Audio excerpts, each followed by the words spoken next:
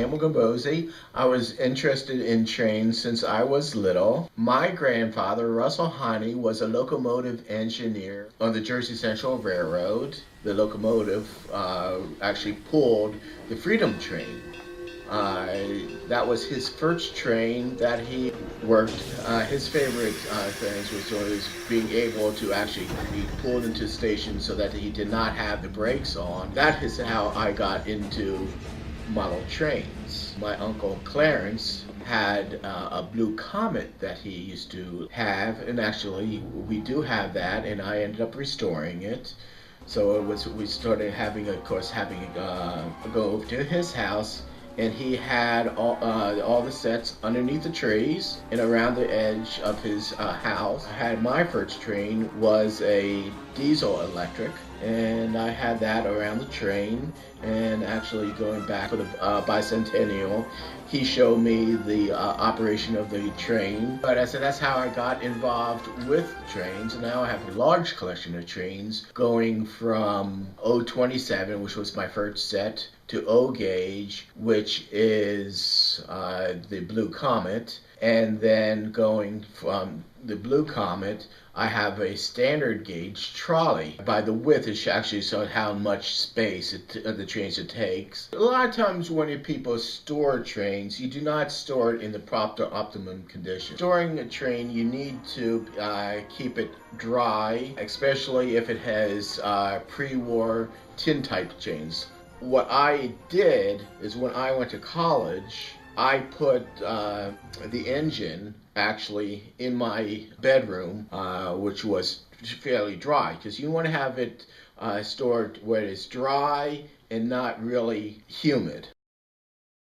So what I had to do when I got it back and I opened everything up, it was in bad shape. So I actually had what is called a full restoration done. It means sandblasting, cleaning everything up, getting the rust off, putting a primer coat on it, and then doing it in the original finished color. It was totally restored. What part of the thing with the trains, since it is a Lionel, there is what is called a gunmetal. It actually starts to swell.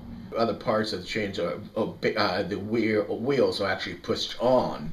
And then that was then repaired. Probably the cost, I would say, is probably about $400. When it came back, he had it up and showing, because when it comes back, it has to outcast. You can actually run train model trains to iPhones. Anything that will require an on-off controller. Maintenance wise, again, you want to make sure the track is clean, not dusty, and you need to have a firm base, or the train will go flying off the track. Carpet throws fibers, and when you're running electric trains, or you can actually use battery. The main thing is you want to make sure everything is clean. Each of the brushes inside there's a carbon brushes, and you want to make sure those are clean. What is called smoking engines, where it would synchronize with the trains moving. You can put in smoke oil. Also, when you do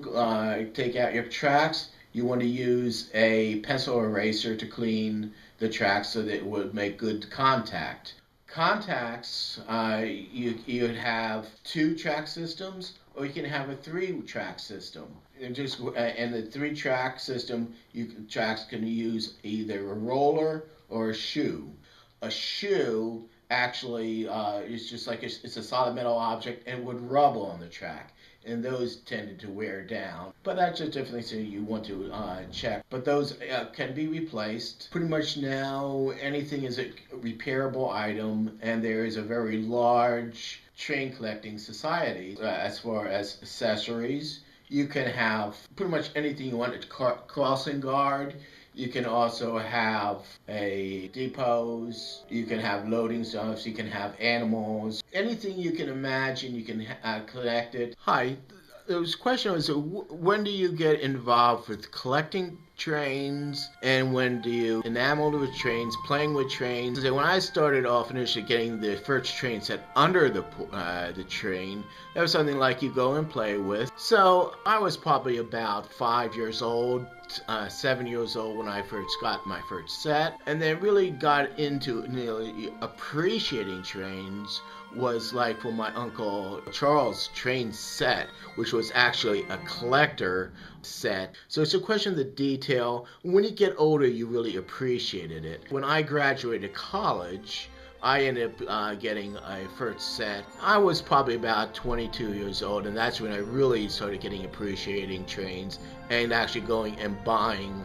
model trains for collecting. I really recommend is if you're really interested in train collecting, there are different levels of getting like the little dime store trains, real going up to the real model trains and heavy. You can actually get garden railroads. There are also books that rate the condition of trains, and they will actually tell you how much if a train is scratched, what it's worth. As far as collecting, always keep the boxes. The boxes are worth it.